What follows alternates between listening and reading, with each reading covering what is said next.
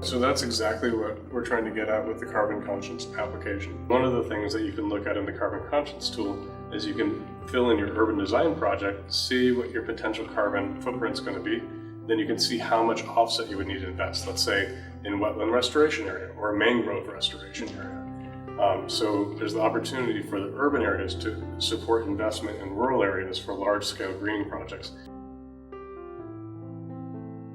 So Shemko and I are working together on the Ellinikon project.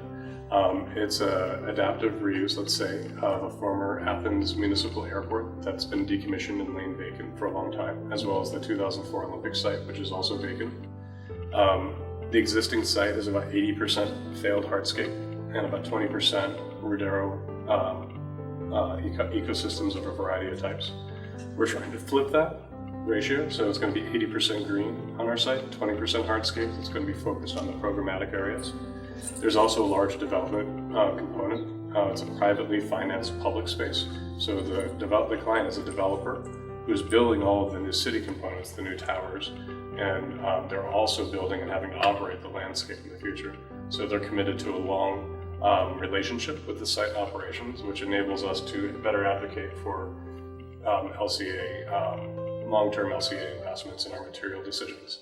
That said, it's a very tricky project from a carbon perspective because just like in the Bay Area, we're dealing with a Mediterranean landscape, which typically doesn't hold a lot of carbon. But we want to be critical. We want to avoid greenwashing and saying things that are more of a marketing statement. We want to take our data set and make it as applicable as possible to the local conditions. And the reality in our site is that even with a very large reforestation program and doing as much wetland space as reasonable given the hydrology of our site, it's going to take us at least 35 years to get to carbon neutral. This is a very unique project where we can make a very large impact because this site is massive. And this is one of the most paid attention site in this the country of Athens. It will be the largest park in Europe, from my understanding. This is where, from a sustainability point of view, and collaborating with Chris and Sasaki team, is that we can really make an impact and get the message out. So we've been pushing very hard from the beginning, looking at holistically what this project can do, and particularly our role in sustainability as a consultant at ASLA'22 is to support Sasaki's landscape design and quantitatively analyze what that actually means, because if we can't explain things quantitatively and provide comparison, it will be very hard to make a case like this, which is a very aggressive low carbon design project. So in terms of the planning process, so we use the carbon conscience application, and then ASLA'22 used Pathfinder for the landscape components and ASLA'22's proprietary data sets for LCA analysis to take it from SD and through basically our bid documents. In that project specifically, one of the large ones was was the large amount of concrete paving we originally have. So Greeks love concrete. They're very good at building it. They build a lot of it and it lasts for a very long time in their climate. So it actually has a pretty high lifespan compared to where I live, which is in Boston, where concrete has a very short lifespan. That said, concrete is still a huge emitter of CO2 in the production of concrete. So one of our biggest impactful strategies was dramatically reducing the amount of concrete and convincing the client team to go with a stabilized aggregate strategy for over 50% of our pavements. The other thing that we switched to is a large scale application of stone paving. The stone paving set on aggregate has a very comparatively low embodied carbon if you're able to source it locally, which we can because there's quarries within 50 miles of our site that are producing this kind of material. That's not applicable everywhere. In the United States, stone is at a huge premium, which would be very different. So that's really like a context-specific decision that worked well. Wood, surprisingly, was not a viable strategy that much because they don't have a large-scale timber industry. So almost all of the wood in Greece is imported from northern Eastern Europe. So if we were going with local materials to reduce transportation costs, that puts certain parameters on what's feasible for us. Another major strategy was reducing turf expectations and convincing the client team early on that turf should only be in high use areas. We're going to make our turf work for a living because it's not a natural landscape coverage type in this ecosystem whatsoever.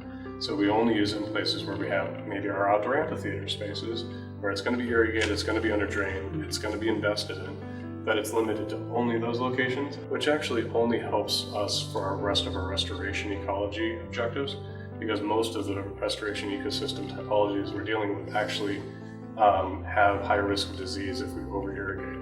If you don't want to have a high input ecosystem, you want to design something that's native and adapted to the site. So if you want to keep your operational carbon low, you don't want to plant foreign material. That said, there's usually reference ecosystems within any given climate that have higher or lower performance. So on our project in Greece, we tried to maximize where we had, let's say, responsible decisions for having wetland spaces that made sense without artificially creating a lot of unnecessary wetland species, and riparian gallery forest that was adapted. It's kind of neat for us in that there's almost no riparian gallery forest left in this particular Attica Peninsula because it's all either been urbanized or channelized. So in some cases, it's going to be an interesting one-of-a-kind demonstration projects that could set a precedent in that local region. So you want to work within the system that you have to avoid operational carbon, even if it means that you're not going to get the carbon sequestration projection.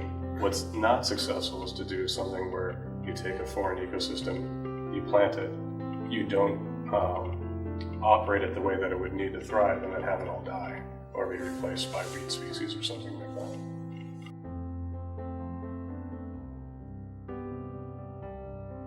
I can speak to the things I've been looking into, but because we're working in Greece right now, we're working in a very friendly climate, just like the Bay Area. And the lifespan of materials in that climate is very, very high. So for instance, I showed an example of a slide in our park with a marble bench that was 2,500 years old, that was in the National Gardens, that people are still using as a bench. That's an amazing life cycle. That's unbelievable. And the bedrock happens to be marble. The reason why all the statuary in ancient Greece is marble is because that's literally what's in the mountainsides besides the city. That's not because they were importing an expensive material from thousands of miles away. The other example that I shared that I think is just kind of mind-blowing as an American to think about is Brussels, where they harvested the granite from quarries in Wallonia, and they've been resetting those cobbles for hundreds of years. They've reset the same granite cobbles because they don't really lose value over the years. If they get a little rounded and stuff like that, that doesn't change the fundamental usage of the product. So I'm inspired by not only stone craftsmanship. We currently work and live in New England, where we have a tradition. Concrete doesn't last very long where we live because of horrible winters and freeze-thaw cycles, much similar to Harbin in some ways than anywhere else in the United States. I would say that what you do see in New England vernacular is a lot of monolithic stonework, dry stack stone walls, dry stack stone foundations. You go to buildings in Boston that are older than 1800s, and almost all of them have dry stack stone foundation basements, which can last hundreds of years and are negligible embodied carbon. So I think those kinds of, we used to build low carbon. We have learned how to build at an industrial scale in a high carbon way. So I think we need to figure out how to do low carbon in an industrial way. And I think that's where digital tools, everything from BIM modeling and being able to access research from all over the world instantaneously, but also in terms of fabrication, are really going to help us do that.